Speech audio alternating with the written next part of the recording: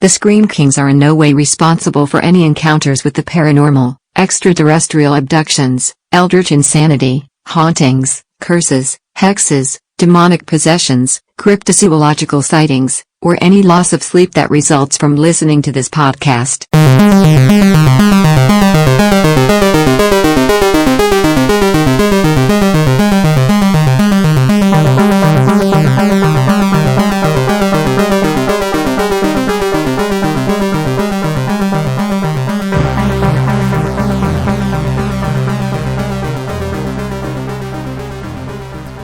This is the Scream Kings podcast. I'm Nathaniel Darkish, and today I have a very special guest, NJ Gallegos. Do you want to introduce yourself a little bit? Yeah, so thanks for having me, Nathaniel. You did a fantastic job pronouncing my name, too, with the double Spanish L's. I'm very proud of you. Yes, got to nail the A-yay. Yeah, the Yama, you did great. It was fantastic. Wonderful. And I definitely got it right the very first time, even before we started recording. No mistakes ever. He needed zero coaching. Yes. Well, it's a pleasure to have you on the show.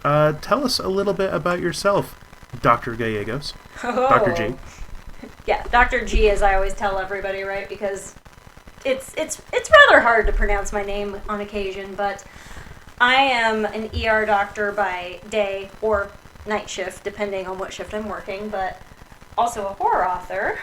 I have my debut horror novel, The Broken Heart, coming out September 19th. I am from Colorado originally, but currently live out in the Midwest in Illinois. So like any good, I guess I'm an acquired Midwesterner. I am now fear tornadoes instead of like forest fires, so there's that.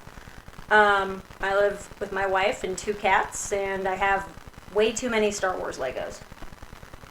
Well, instantly, like, all of those things are just like, well, now we're going to be best friends. It's great. Like on Step Brothers. Yes, exactly. Did we just become best friends? Yep. I'm going to just run you through the gauntlet of usual questions that we have for our guests, and then, we can devolve from there.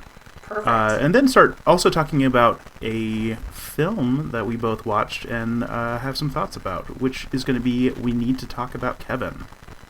So we need to talk about Kevin, but first we need to talk about you. So first things first, I just want to hear about you as a horror fan. How did you get into horror? How did you get into horror writing? Like, take us through the journey. One dark, stormy night I was born, except I was born at 1 p.m., so that's when it started. But no, I was very into horror very early.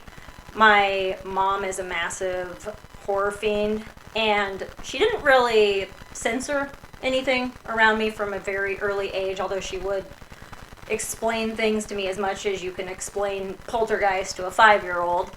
But I watched a lot of horror growing up, and then I think it was probably around like middle school age. I was reading through like the 150-page books that you'd get, like Goosebumps or Animorphs or whatever, right? Or Scary Stories to Tell in the Dark, or... Yeah, Fear Street, that kind of stuff. Yes, excellent. She was sick, essentially, of buying me books or, like, me pretending to do chores so I could earn money to buy more books, so she tossed Stephen King's The Stand at me, and she was like, read this in an hour, you little shit. It took me a bit longer than that, but I immediately, fell in love, and she had a bunch of his old paperbacks on the shelf, so I just mowed through them. And, dang, yeah. I mean, she threw you right in the deep end, so... Oh, yeah, like The Stand, she was not fucking around, that woman was not. I mean, that thing is definitely a cat killer. Yeah. But I do remember, I think after that I read Carrie, and I went through a lot of his, older stuff, obviously, because that's what was out, like Carrie, Misery, Pet Sematary, I absolutely loved. And I mean, I've almost read most of his stuff, like a big nerd. And as far as the writing goes, I always harbored a desire to write a book, but more as kind of a bucket list thing. Like, one day I'll write a book. but like during COVID and everything with work, I decided to get serious about it and pursue it more. What's the word for it? Not professionally, but like just see if I could get published, I guess. Yeah. Mm-hmm. And I did, and built up my confidence and networking, and here I am talking to you, Nathaniel. Hell yes. Well, and you chose just such a non-stressful time for the medical community to get into this other second career. I'm just Right. Well, congratulations on making it way faster than me, who that's been my singular life goal since I was like 5. So, but that's fine because it's a kick-awesome book, but we'll get into that in a minute too. More horror fan questions first. So, what are your like favorite pieces of horror media? Obviously, we can talk books, movies, TV shows, video games, whatever. Favorite. So, I definitely love stuff that's a bit gorier. I don't know if it's the like scientific like doctor part of me that likes the blood and the guts or what, but I've lately gotten into splatterpunk kind of stuff. And, I'd never really read anything like that for the last, 30 some years of my life. And now having jumped into it when it's done really well, it's phenomenal. So, you went to StokerCon, right? We just didn't meet there? Yes, yeah, I've been to the last 2. Are you going this year? Oh, hell yeah. Got your tickets? Yes. Naturally. Samesies. Well, don't you think we'll get like rings or something, like friendship bracelets? It'll be friendship mood rings, but they will be carved with the sigil of Baphomet. That sounds badass. Perfect. There we go. What was I answering? What was my question? Now I got Oh, distracted. yeah. So favorite pieces of horror media. You StokerCon. talked about some splatterpunk stuff. Yeah. Yeah, StokerCon.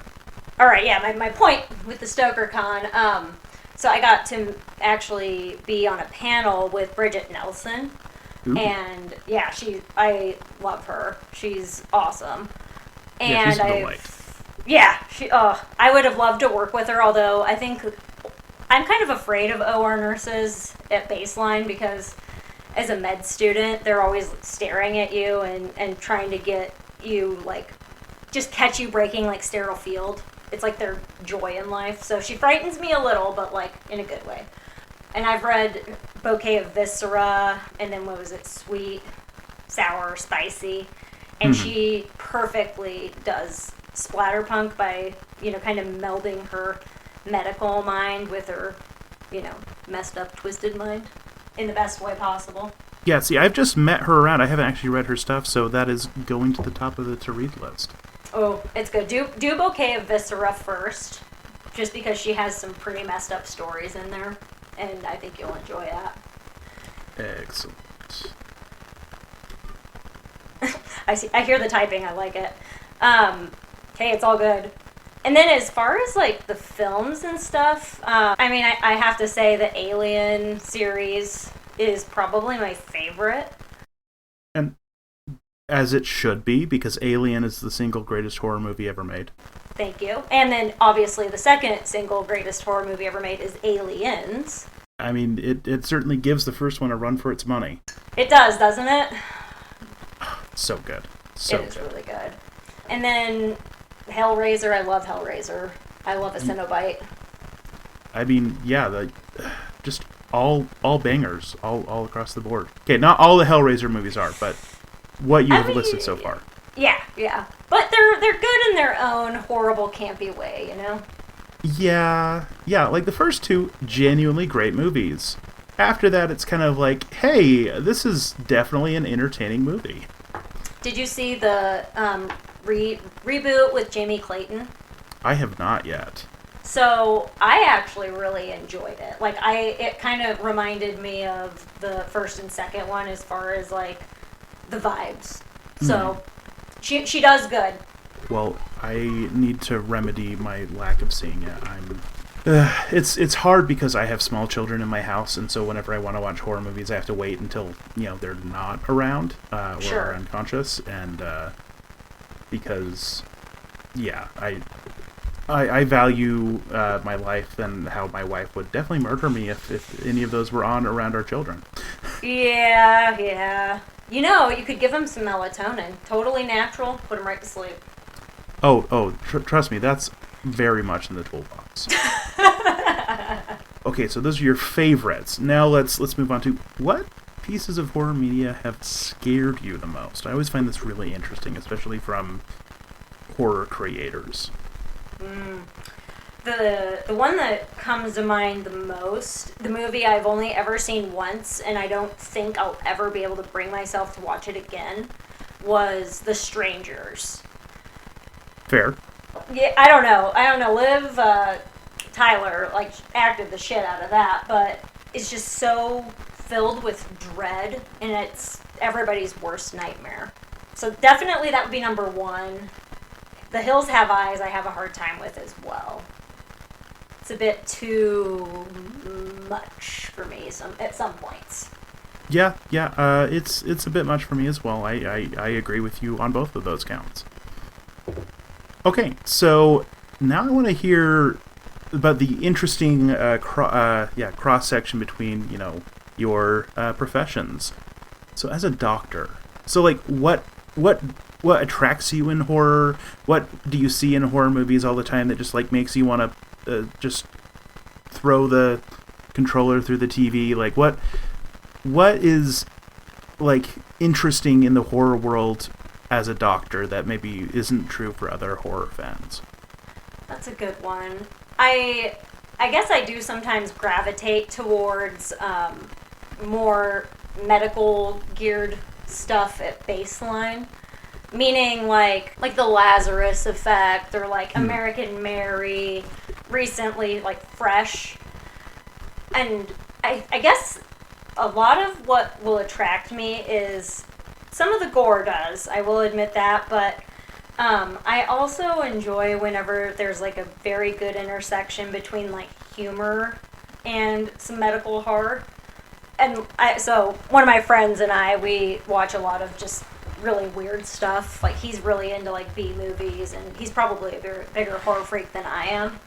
But whenever I was in residency, we watched all of the Human Centipede movies, which I mean they're also a bit much, but I also enjoy how they are so over the top. I don't necessarily even care if stuff's scientifically accurate if it's entertaining at points. So I do enjoy that. And then one genre, I guess, or section of horror I always find myself gravitating towards, and I do think it is a bit of the doctor in me, is plague stuff, or that will devolve into zombie stuff. That intersection's perfect. I think I find the change in people's behavior secondary to a virus, a pathogen, zombie bite. That really gets me going. Although I would not want to see it in the hospital. I do not want to deal with a zombie attack, and it's one of the things I worry about quite a bit. I mean, fair. No one wants to be in the middle of that. If your day just goes full wreck, then, it's all over. And I think about, that's where it's going to happen, right? Is the hospital. Oh, yeah. None of that, they're going to catch it and quarantine it in a building after, a couple hours. No. It'll already be everywhere. Oh, we'll be so screwed. So we have that to look forward to. Yeah. And then, what drives me crazy is what you asked. More so just inaccuracies that I think maybe I'm probably being nitpicky, to be honest, because sometimes I can just be all right, don't worry about it, it's fine. But in American Mary, have you seen that movie? Yes, I have. So you're familiar, in case the audience doesn't know, it's a medical student who's pretty much strapped for cash, and she gets involved in the underground world of body modification. And in those surgeries, they're major surgeries where you'd have to normally be intubated and stuff, but they're not. It's so, just seeing them laying there without anything, like, on their face always drives me nuts, but it's, like, not that big of a deal, I guess. Yeah, you're just like, it wouldn't be that hard to add one additional prop. Right, yeah. So things like that, and then always the nitpicky, you're not going to shock a flat line like they always do. That drives me nuts. Yeah, or like, hey, your intestines aren't in your upper chest cavity. Like, I don't know. Yeah, or like, how come every time, like, somebody gets stabbed or something, they're coughing up blood? Like, I've never, you don't see that very much, to be honest, even though it, like, makes it look like that in movies. Oh yeah, everyone is always coughing up blood. It's just what you do when you're mildly or majorly injured. I do it every time I stub my toe, just to really get the point across. As you should. Yeah. If you're not going to be extra, then what the hell are you doing? Fan stuff out of the way. Let's get into the real meat. Tell us about The Broken Heart. Of course. So, as I mentioned, it is my debut horror novel coming out September 19th. Pre-order it on Amazon. But essentially, The Broken Heart follows Casey Phillips, an abused housewife who receives a heart transplant from a serial killer. And this occurs after some postpartum issues, and her family's not the greatest. Her husband's kind of a alcoholic douche. Her kid's Ted Bundy Jr., and really the only light in her life is her newborn daughter, except she gets really bad heart failure and nearly dies. So, in receiving the heart transplant, I think that she becomes an anti-hero you can't help but root for, even as the body count is rising. Having read it myself, because thank you for sending that advance copy to me, have to just give it a glowing endorsement because I freaking loved it. Thank you. It's just such a wonderful blend of like the serial killer tropes, bad seed tropes with the Ted Bundy Jr. child as you referred to him. But then the fun kind of heart transplant and how that begins to change things, and you go real dark in this book. You get real violent. But it's just, it's gripping all the way through. I definitely can't wait to see what you write next, because this one was a banger for me. Thank you and also, so much. The cover is so freaking cool. Ugh, I know. Whenever I saw it, I fell in love immediately. They knocked it out of the park with this. Yeah, for those of you not benefiting from a video feed that doesn't exist, it's obviously author title or author name, book title, but then just against this like white background is a red heart, but then it looks like it's also kind of a fist that's gripping a bloody knife, and it's just such a good visual. And instantly, like, as soon as I saw the cover, I was like, that is so badass, and I can't wait to read this. And then, I'll just say this is a book that you can judge by the cover, because it's a really badass cover, and it's a great book. I have the biggest grin on my face now, so thank you. This is great. Well, if I'm not just shamelessly shilling for your book, then what am I doing? Because, again, I really freaking loved it, and that's what I do. You're a hero. Thank you. I mean, I am.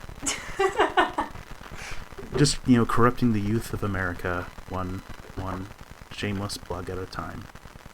Or at least that's what I do when I'm at work. Because high school teacher. Oh, wow. What do you teach? English and creative writing. Oh, cool. I bet that's actually pretty fun. It is a party. Yeah. It's not always a party that you want to be at, but it is a party. It's always good to be invited, right? Yeah, right? Like, sometimes it's, hilarious and I mean, as a horror guy, I'm bringing in all of the weird literature. We start off the year with Dante's Inferno and, like, one of the first days of class. It's the room is just decked out in as much hell stuff as I can find, and it's I'm playing Squirrel Nut Zipper's Hell on the speakers as they come in, and it's just gosh. Welcome to Hell on the board, and that's going to be next week in class. I can't wait. Oh my gosh. So can I do like Never Been Kissed where Drew Barrymore goes back to high school, except like we won't have the romantic subplot. It'll just be me at your English class? Yes. Perfect. I'm going to get a feather boa. I think the kids will like that. Yes. No one will have any questions or concerns. Not one. Yes, it's a great time, and I, just enjoy upsetting them just more and more. And I mean, if that was a good time, just you should see me teach a modest proposal, which I did have students throw up 2 years in a row. So, do you have that like on a CV? Because you should. I really should. It's honestly like my greatest professional accomplishment as a teacher. So, as it should be. Yes. Well, that went off the rails, but hey, I'm here for it. So yes, everyone should read The Broken Heart, pre-order it, because pre-orders are awesome and help with like all of the initial sales that put people on bestsellers list. This should be on all the bestsellers list because I want you to have every reason to just keep churning out awesome horror. Me too. I would very much like that. So do that, everybody. This is your call to action right now.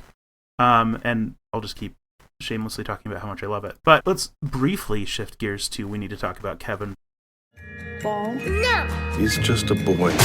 Just a sweet little boy. Just because you're used to something doesn't mean you like it. You're used to me. Great shot, Kevin. You're a natural. First he cries too much, then he's too quiet. And you see it as some kind of personal vendetta? You think I'm exaggerating? So, I recommended this based on having read your book, just specifically kind of honing in on that sort of bad seed, child sociopath element that is present in The Broken Heart. And yeah, you hadn't seen it before, so what'd you think of We Need to Talk About Kevin?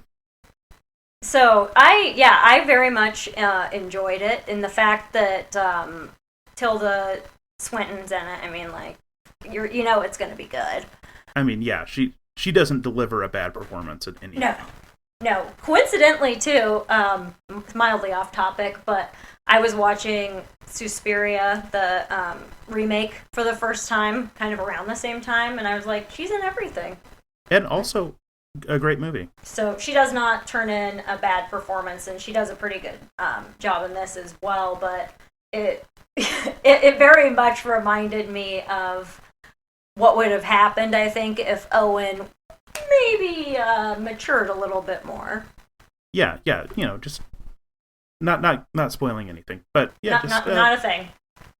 Anyway, definitely, just whenever those kinds of scenes came up in your book, I kept thinking about We Need to Talk About Kevin because it had such a lasting impact on me, and watching it, especially just seeing that kind of figure through the eyes of their mother, this dangerous sociopath going down the road towards psychopathy, is really interesting to see through the eyes of someone who should be the person who loves them and cares about them the most, but is having a hard time doing that since nothing has ever reciprocated or anything.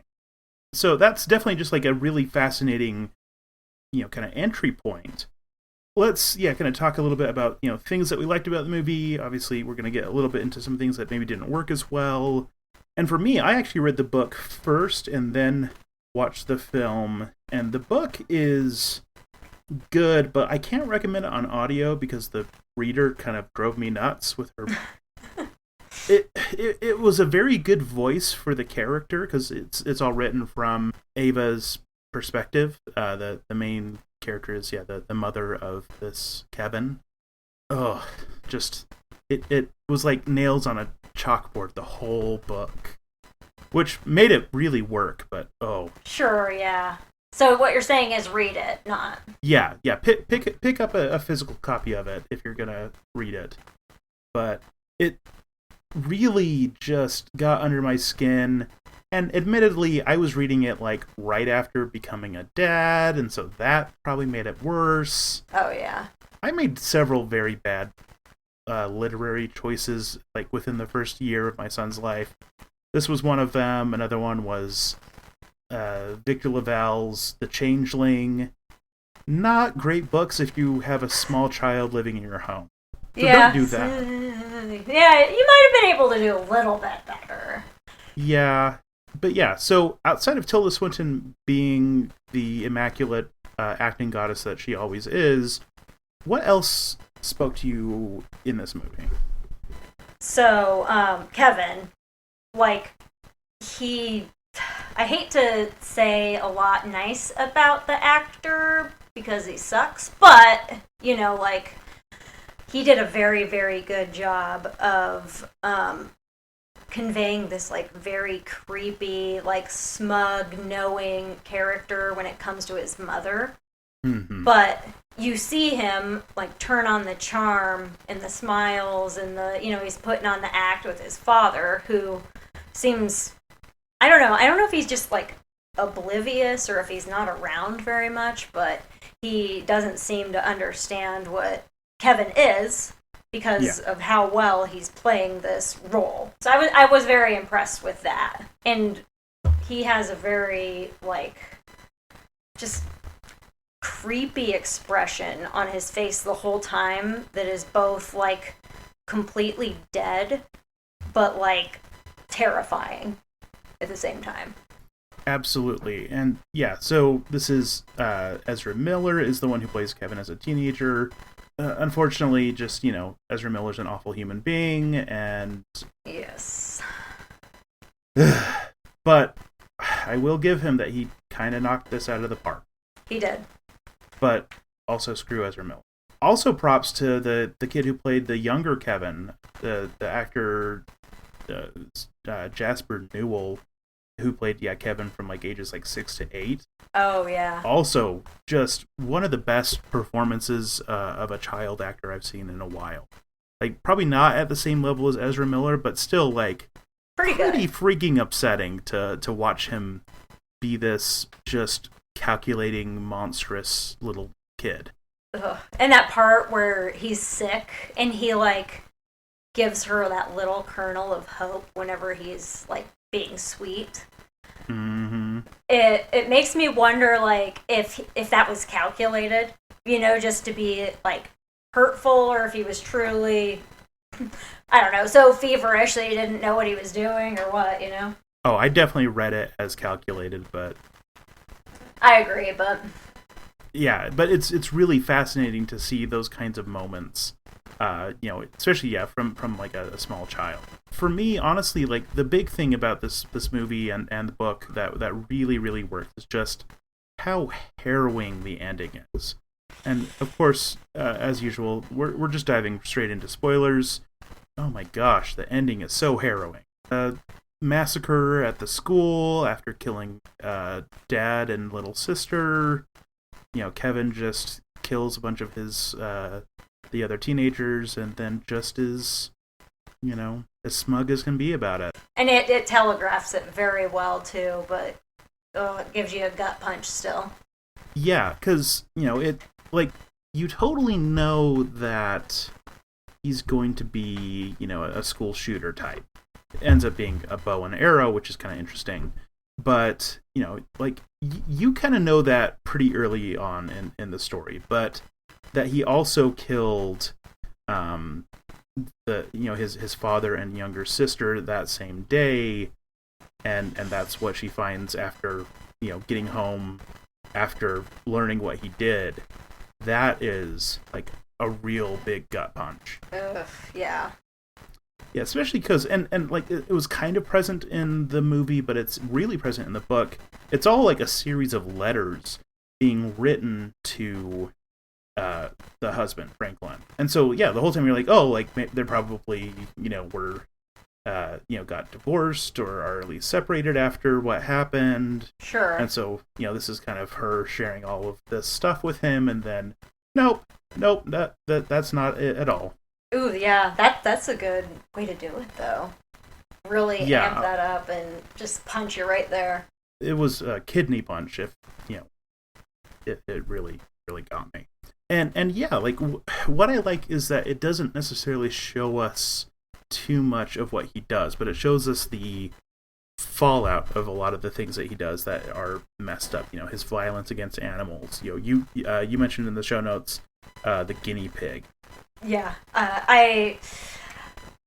it makes me sad to say, but like, humans getting murdered on screen's one thing, but whenever it's an animal, I have a very hard time with that, and sometimes I'll have to fast forward or look at that website. Yeah. And or does the dog live, or does the cat live, or whatever. Whatever, yeah. Yeah, I like that. And also, sometimes leaving out details like that, it makes it worse because you're imagining what it could be. So it's actually just it's a creative way to make it whatever you want it to be for the reader. Absolutely. It's the not showing the monster. I agree. I feel like a lot of the things that we see him do are upsetting, but it's like, oh, hey, yeah, she comes in and, like, her office is destroyed by Kevin. That's one thing. But it's another thing to be like, not being able to really put into words and not showing us what happened to a guinea pig. Whenever we have the bad thing happened off screen, and then we just have Ava just not being able to handle it and not even being able to, like, say exactly what happened, that really was much more chilling. Yes, it was. And one thing I also think is, like, very calculating, how you kind of said the bow and arrow thing for the school shooting. Mm-hmm. Like, there's almost something more calculating about that because, like, he was practicing with his little bow and arrow since he was little Kevin. So it's like, you almost have to be like it's more personal almost, Yeah, it's like the Civil War, right? Whenever they, like, wouldn't bayonet people because it's, like, up close and personal. Like, it seems worse in a way. Yeah. It also reminds me just a little bit of, like, the Scream films, talking about how often, they're using knives because it's more personal. Exactly. Yeah, like, it's so much more harrowing when it does have the gym scene when he is finally putting his plan into action and killing his peers. When, just watching him, just slowly knocking another arrow, taking aim, shooting. Like, that is so much worse than just bang, bang, bang, bang, bang. And so, yeah, like, that choice was a really interesting one, but I think it was definitely one that made the impact that much more intense. Yes. Well, also, I think being smart, considering how often school shootings are happening, this kind of makes it like, oh, this is different enough that it doesn't necessarily feel like any one particular instance. Yeah. Which, along those lines, like, I really wonder how hard it was to sell this to executives, right? Like, a lot of times things get shelved or, delayed for a long time because it has too many similarities to something that happens in real life. And, I mean, unfortunately, the school shootings are happening all the time, and so, like, it feels like this is always too close to one of those. So I think both the book and the movie were really ballsy to come out at any point. But I think, it's both an interesting thing that I'm kind of glad is out there because it is such a effective gut punch ending and all of that. But I can see why maybe this is definitely a movie or book that is not for everyone at all. No. Have you ever read Stephen King's Rage? I have. So, I mean, this kind of reminds me of that, but obviously that's, like, from the perspective of the shooter. And like you were saying, I think that it's a fantastic story, but it's very... it doesn't glorify anything necessarily, but it's pretty rough story, and I can understand why Stephen King, retrospectively looks at that and he's like, you know what, no, like, we're pulling this from public consumption, but I'm also happy that I did get a chance to read it. I agree. I think it's definitely one of his best Bachman books, so, Yeah. For those of our listeners who are not as intensive Stephen King nerds as we clearly are, basically, when he was writing or publishing a number of his early books that he had written, really most of which he had written before Carrie came out, he was decided to release them later under the name of Richard Bachman. And one of those is Rage, which is, about a school shooter. And it's very much like this very charismatic kid who, partway through the book, is basically getting almost this whole class that he's holding hostage on his side in a lot of ways, which is really interesting. Yes. And I think it's definitely one of his, like, most well-written books of the early Bachman books. But he ultimately made the decision to pull it after a number of school shootings, particularly because I know that it was in the collections of at least 2 school shooters in their, like, homes. Oh, geez. Who, if you don't mind me asking? I am not 100% certain. I would have to dig a little deeper. I mean, this was like in the 80s when this was still when this was going down, so, or like maybe really early 90s, so I'm not exactly sure. Yeah, but my knowledge of school shooting stuff is mostly starting around Columbine. So pre-Columbine, and neither of them, like, pointed to it as, like, as inspiration or anything like that, but he just apparently, that was brought to his knowledge, and he's just like, oh, I don't feel great about that. I'm just gonna pull the book. I'm glad I've read it. I own a copy of it, but it's definitely one where it's interesting to see that he chose to pull it, and it's interesting to see that books like We Need to Talk About Kevin then came out after we've had a whole slew of things. Columbine. This is definitely a post-Columbine book. Oh, yeah. Along those lines, this book is using that real-life horror to very great effect.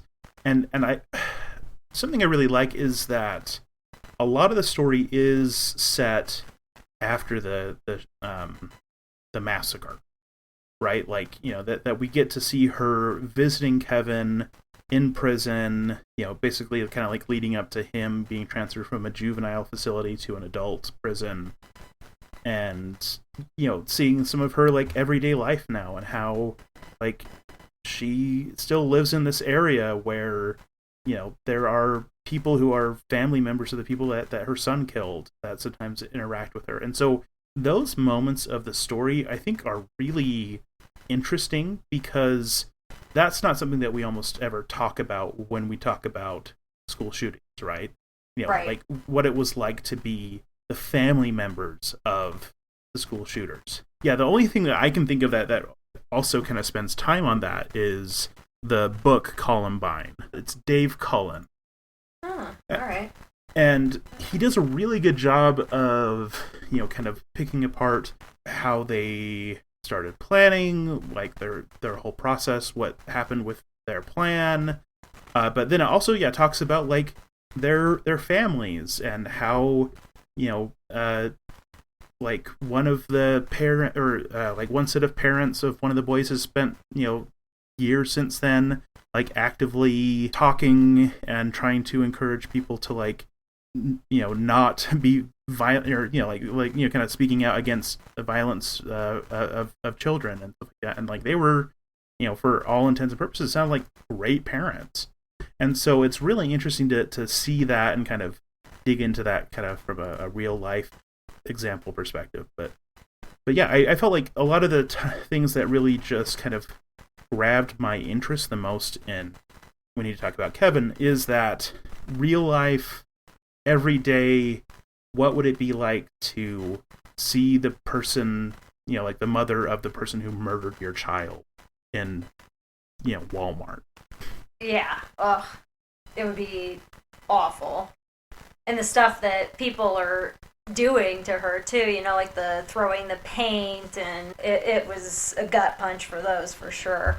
And you just see like her despair too. She's living in this tiny little house alone. There's the pill bottles that are on the coffee table. She's drinking. It's just a complete, 180 from the beginning, when her and John C. Reilly were happy before, she made a decision. Yeah, it's just so interesting to see. And again, yeah, Tilda Swinton just crushes every part of the performance with, just the nuance, just, like, she's just sitting there, like, with despair in her eyes, and you're like, oh my gosh, give this woman all of the awards. Yeah, you feel it. You're there with her. Another thing that I saw that you put down was just how strong the tension building is in the film. So I like stuff that sometimes, it's giving you clues. And so it almost makes you feel like, ooh, I'm like Sherlock Holmes. I picked up on that, and then it happened. I think that it does that very well. When he's little tiny Kevin, he gets that toy bow and arrow set for Christmas. And you just see how thrilled he is to be shooting it. And you're like, oh, this is not going to end well. Mm-hmm. And then when that payoff comes, it's just like a release of that tension that's just been building because it's just like a dread. Absolutely. And I love that it builds and then it continues to pay off all of that tension even more than you originally expect. Exactly. Which is just so powerful. Also, yeah, one thing that I really like about this is that this is definitely one of the strongest examples of the bad seed trope. Evil children, the monster children thing. It's been around in horror for a long time. Starting with notably Bad Seed, but then also we have the Village of the Damned, and we have all of these kind of weird evil kid things. We have The Omen, we have tons and tons of examples of this, but what I think this one does really well, and also incidentally The Broken Heart does really well, is that it feels so grounded, right? Like, this is how some children, and thankfully, it's only a tiny percentage of the population where this is true, but they just don't understand emotions and look at everything like a like it's a bug that doesn't matter, and it's just interesting for them to poke something and see what happens, or use drain cleaner and see what happens. Yeah. But yeah, so like I really like seeing that portrayed so realistically, because that is, I think, 100 times scarier than a village full of weird blonde children who are just gonna walk around pointing at the interlopers. Like, that's fun, and I enjoy seeing that in action sometimes, but 99 times out of 100 I'm going to be much more drawn towards this kind of approach. I agree. I do.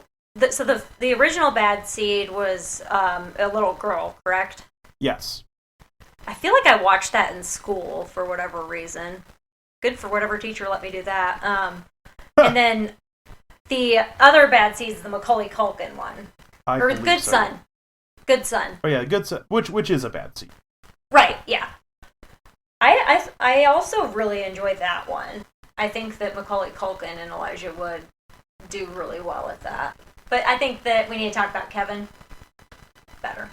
Just so much more chilling in how prescient it feels. Any other stuff that you want to talk about as far as what you really liked in that we've covered most of it, yeah.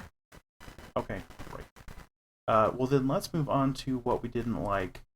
One thing that kind of bothers me a little bit is just the time jumps are a little bit difficult to follow. Like, it's not too bad when we're just looking at basically, post-massacre, Kevin is in prison scenes, and then like when like those are usually kind of easy to figure out what's going on with, but just some of the back and forth gets a little confusing because we see basically his entire life represented in the film, and a lot of it's just like, hey, we have like a lot of the same hairstyles the whole time. Tilda Swinton's got this like really really short pixie cut for most of the movie, so like it can be difficult sometimes to just like know what's going on until we see oh, there's little Kevin. That's the scene that we're in, as opposed to, I don't know. I just felt like there was a few scenes that just I didn't have the context for until halfway through the scene. That ended up being kind of a problem for me.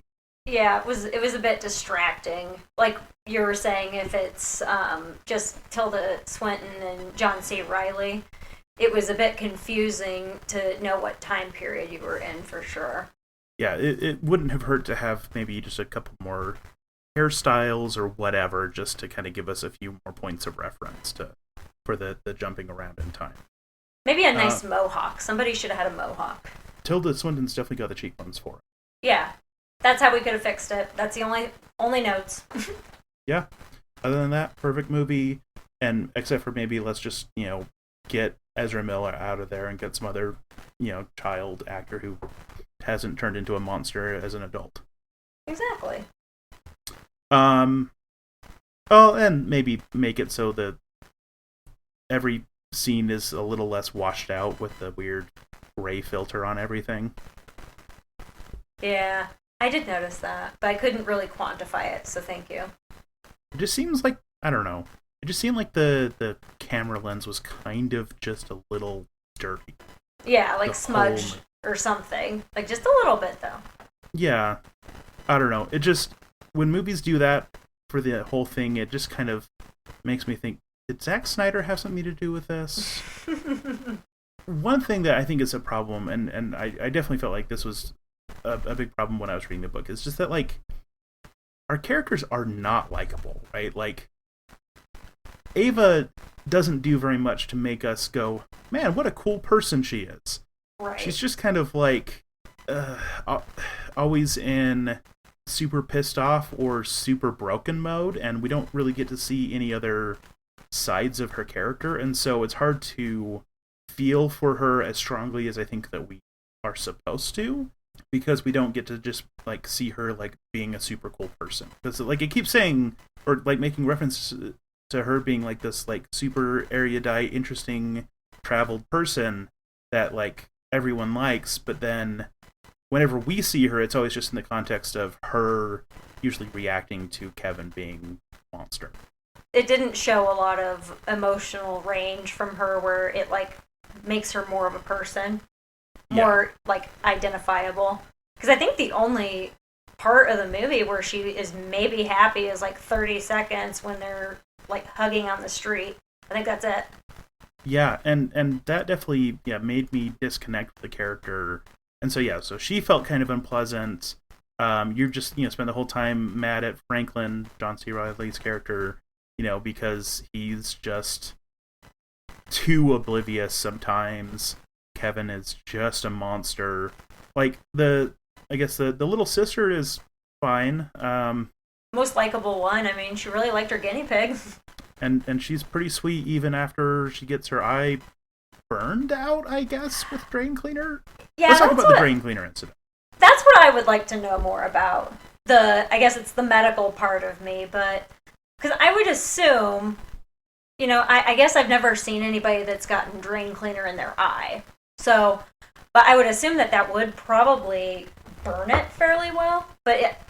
So I don't know if it would cause like really bad like corneal abrasion and like ulcers. But I don't know why they would take the whole eye necessarily unless it got maybe infected. I'd have to ask like a friend that's an ophthalmologist to explain this to me, and then they're going to be like, why are you asking me what would happen if I put drain cleaner in my eye? And then they're going to think I'm weird again, but I'm okay with it. You just go, I'm a writer, calm down. Actually people aren't very surprised at the weird stuff I ask them. Some, like recently I texted one of our general surgeons and asked what instrument would they hold a gallbladder with so a tapeworm could like crawl out of the gallbladder, and they just like answered, and then like 5 minutes later I get another text, why? I was like, don't worry about it, it's fine. Yeah, follow-up question, what the hell? Yeah, but I like how it took 5 minutes. Yeah, I'm guessing they spent those 5 minutes really bothered by that. Yeah. Well, that's just the perks of being a friend with a horror writer. That's what I'm saying. Yeah. It makes your life way more interesting. And you end up on more watch lists. If you're not on at least 3 or 4 government watch lists, are you really living? No, you're really not. Any other stuff that maybe didn't work for you in when you talk about Kevin, other than, yeah, just the big question mark around how much drain cleaner did it take? How long was it on there? The other thing, and this is just absolutely nitpicky and dumb, but like, why are Kevin's shirts so short? Did you notice that? Yes, I have an answer for that from the book, actually. Okay, please. He does it purely out of spite. Like, basically, he does it just because she's like, why are you wearing, like, too small of shirts? And he just goes, to piss you off. Because it's reacting from him. So thank you. And I almost respect that more than he just has bad fashion sense. Yeah, no, it's 100% just like, hey, it makes her mad, so I decided to commit to that for my whole life. I'm almost impressed with the spite level with that, even if he is a psychopath. Yeah, I mean, you know, I regularly tell my students that I'm powered by spite, so props at least a little bit for that. Oh, yeah. I think that spite got me through like 75% of medical school, so I'm in. Okay, so let's move on to ratings for this movie. So we'll start with our screams. How scary, on a scale of 1 to 10, do you think we need to talk about Kevin is? I'm going to give it a 4 because I think it's a very much like a psychological mind fuck of a movie a little bit. Like, it just puts you in that headspace, and so that really is terrifying. I do like that it held back on the gore factors because I think it made that more poignant when you imagine what you think happened. I give it a 4 because it does not show what happened with the drain cleaner eye incident. Show us just one gaping corneal hole. Yeah. Is that too much for us? Like, just please. It's what the people want. Yeah. I'm going to give it a 5 for a lot of the same reasons. Probably slightly higher because, again, I work in high school, so this is a more present threat to me at all times, I guess. Fair. Thanks, America. Ugh. But yeah, that's really, yeah, it's a gut punch. It makes you upset more than scared. But then you think about how often this actually really happens, and then the scared kind of comes back in. Crowns-wise, I can go first on this one. I'm just going to give it a 7. I feel like it's a good movie. I think it's, again, yeah, well acted.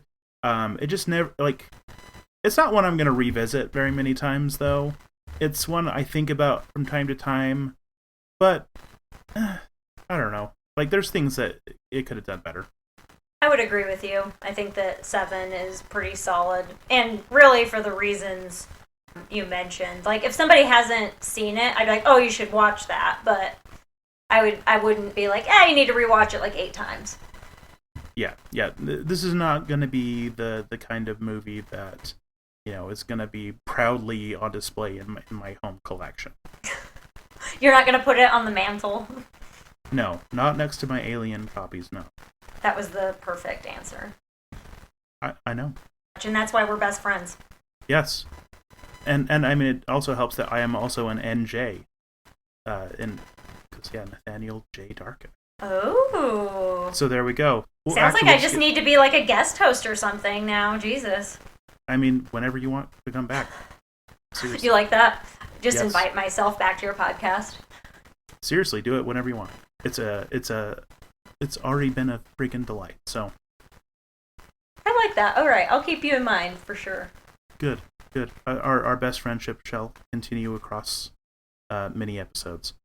Other than me making you watch this movie, how are you staying spooky lately? So at any given point in time, I have several books open on my Kindle, and that's what I'll typically read whenever I come home from a night shift, because I don't want to like read an actual book and wake my wife up. So I've been reading a lot of anthologies lately, just because it's kind of nice to be able to read like a short story. You finish it, you know what happened, you get to go to bed. So I think I've been reading, what is it? It's like Madame Gray's House of Horror or something. It's with Hellbound Books, who I very much have been digging lately. And then I have recently read Tender is the Flesh by Augustina Bastarica. Have you read that one? Yeah. So I had a student who had bought it and was like, here, you should read this and tell me how it is. And then, can't unread that book. No. Sweet mercy, it was something. Yeah, it's like so bleak, but the way she describes it. So for people that, if you haven't read this book, I'm going to spoil it for you, but I mean, it's not that much of a spoiler. It's what the friggin' book's about. So it's in a world in which, like, meat, so cows, goats, whatever, supposedly has developed a virus, and it kills people who consume it. So you can't eat meat anymore. And as a result, they, like, butcher cats, dogs, like, there's no pets, there's nothing. And so to deal with this lack of, like, meat, essentially what people do is they've like started breeding humans for the express purpose of either eating them, using their skin as like leather. There's like hunting reserves where you can hunt people, and it like it normalizes it, and it's told through the eyes of a man who works at a slaughterhouse for people, who's grieving the loss of his son. His wife's left him, and he gets gifted a woman they call them head, like you would like a head of cattle. And initially you think that he might be falling in love with her, but then, things happen, and towards the end of the story, she's just discarded, essentially. Ugh. And it is just like, and that's where you end, and you're like, oh my god. Yeah, it's definitely among the like most soul-crushing books I've read in the last few years. Oh yeah. Yeah. When I gave it back to my student, I was just like, so you remember how you had a hard time with A Modest Proposal? Well, this is the just what if A Modest Proposal was everyday normal, and give me A Modest Proposal and Upton Sinclair's The Jungle, and that's what this is. Oh, yeah. That's like the perfect mashup, yes. So hopefully she didn't read it, because I'm pretty sure that would have irrecoverably scarred her. As it scars everybody. Yeah, I still... It's one of those ones that I keep thinking about it, but I don't want to, because it kind of broke my brain a little bit in just a very powerful, effective way, but not for the... easily squeamish, I'll say. No. I'm almost like jealous that she came up with this idea, because it's just like so awful and like dehumanizing, and I wish I could have written something like that. Like, because it's just so, the way she's able to describe things that we do to cattle, but except it's being done to humans. And she's able to describe it in a very clinical way that's detached, that's even scarier. Yeah, it somehow makes it way worse. Yeah, I think it's an absolutely depressing subject matter, but the way that she wrote it, I'm very impressed. I'm just scarred forever by it, but it's fine. It's fine. Well, I mean, what are you going to talk about in therapy otherwise? Right? Yeah. My past? I don't know. Let's just talk about Tender is the Flesh again. They're like, not this again. Let's go. They're like, yes, I know. Just let's move on to literally anything else. You're bumming me out too much. Well, I have also been reading just nonstop horror among all of the other stuff I read because I have a problem, honestly. But right now I am listening to the book The Five by Robert McCammon, and it is really good.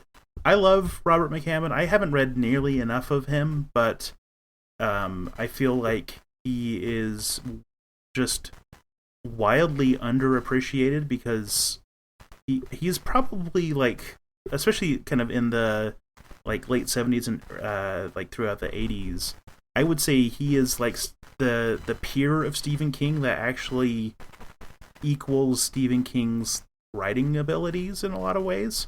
Okay. I don't know. I really, really like a lot of his stuff. I feel like Swan Song is The Stand if the ending was good. I just read that actually in the last couple years because I kept seeing it get recommended, and I really did like that novel. Like it's like an epic saga. It's post-apocalyptic. It's fantastic. Yeah, and you know, I've read Boy's Life, which is a little bit more Ray Bradbury than King kind is what I would compare it to. But and then I read another one of Mystery Walk, which is like this weird kind of religious journey that kind of reminds me of Stephen King's Revival a little bit. Oh, really? Yeah, it has similar vibes. Less bleak of an ending than Revival, because Revival is also quite the gut punch of a book, but really solid, surprisingly. And then The Five is a lot of fun. This is one of his newest horror novels. It was like, it was in like 2008 that this one came out. But basically this is a rock band that is on tour that begins being hunted by a sniper who seems to have maybe some sort of supernatural entity that is encouraging him to hunt them all down and kill them. Ooh. And it's a lot of fun. So, if you had to recommend one of his books for me to read next, which one would you recommend? I would say Mystery Walk is probably my favorite of his stuff that I've read. But I'm definitely going to work my way through his whole bibliography because I really feel like if Stephen King weren't, Stephen King at the level that he is, I think Robert McCammon could have maybe been Stephen King. I'm going to read more of his stuff because that's very exciting. Because I did really like Swan Song. Yeah, and like Swan Song is fun and really interesting. And it has some like really harrowing scenes. Like I remember a scene involving a grocery store, and a gang of psychopathic mutant people attacking some main characters there. That really got to me. But yeah, but at the end of the day, I'm not the biggest post-apocalyptic guy. But that one still spoke to me. The one part that really freaked me out is when he's in that like storm cellar basement thing when there's that tornado. Yeah. Like he wrote that very, very well, which I mean, interestingly, there is like a tornado scene in The Stand too, but it's not very long. Yeah, it's and I don't know. I just love a lot of his ideas just kind of being really unusual, like all of the people who have all of like the radiation sickness coming to the Great Salt Lake to try to like use it as like a healing pool was really interesting. Oh yeah. Maybe because I live directly next to the Great Salt Lake, but yeah, just really? All of that kind of stuff. Okay. Yeah, I could drive there in 2 minutes. Oh wow! So yeah, you were right there. Yep, I'm right by the big stinky lake.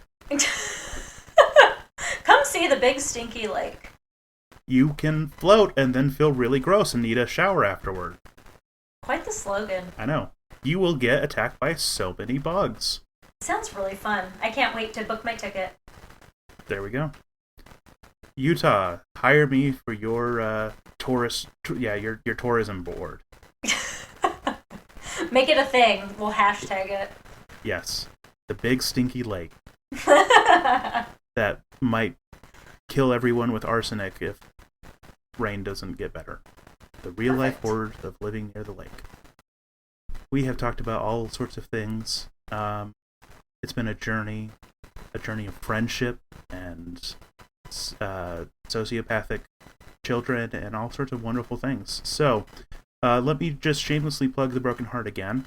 I would like that, yes. I thought you might. It's really freaking good. You should read it. It comes out on September 19th. I really, really, really loved it. And I'm not just saying that because you're on the show. I genuinely was just like, yes, this is one of like the funnest horror books I've read in a hot minute. So there we go. Thank you. I really appreciate that. I had a great time writing it, and I'm very happy with how it turned out. And I hope that I can frighten people and maybe make them think back like, ugh, that was rough, but also freaking hilarious and amazing. Yeah, I didn't hype up the freaking hilarious and amazing enough, but also, yes, those things as well. So, where can people find you online if they want to reach out? If you want to hang out or, send me a little message there, except I don't do DMs. No, I do, actually. But on Twitter, you can find me at drspooky_ER.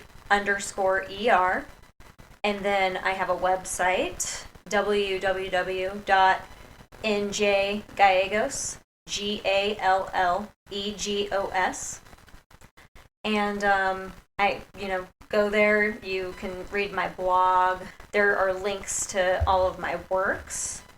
And I actually have, can I shamelessly plug myself even more a little bit? Of course. Perfect. So there's a pre-order link, obviously, for The Broken Heart on there. And I also have a novella coming out on October 5th with Alien Buddha Press called It's Me, Hi, I'm the Zombie, It's Me. So that was actually born of from StokerCon. For those who were not at StokerCon, it was held in Pittsburgh the same weekend that Taylor Swift was in town. So the hotel that we were at, you have all these horror people with, generally wearing black with funny t-shirts, chains, things like that. And then you have all these Swifties with sequins and Wonderstruck perfume and whatnot. It was Barbenheimer in real life, yes. Yeah, it was fantastic. I actually sold a couple copies of The Broken Heart to some Swifties, so thank you. Hell yes. Yeah, I felt pretty happy with that one. And so in the book, the Swifties and the StokerCon folks have to band together to fight the undead, who have a very unique flaw that they discover. Excellent. We're going to have to talk about that more afterwards so I can find out how I can get my hands on an advanced copy. Absolutely. Hell yeah. That's what I like to hear. Go forth, buy all of the wonderful NJ Gallegos books, and also, everybody, stay spooky. Need even more Scream Kings? Here's our obligatory shameless social media plug. Follow us on Twitter or Instagram at Scream Kings Pod. You could also email us at screamkingspodcast@gmail.com. Help us reach a wider audience of horror fans by leaving a review on iTunes or by sharing a link on social media. You can also support the show by going to patreon.com/Scream Kings. Stay spooky.